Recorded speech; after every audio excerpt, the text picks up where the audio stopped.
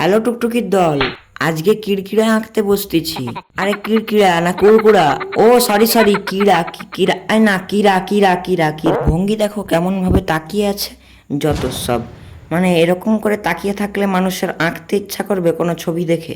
আর এখনকার সব লোকগুলা সব এইগুলাই পছন্দ করে, যত সব। আবার তাদের নাকি পছন্দ শেষে নাকি লাল লাল যোগ করতে হবে।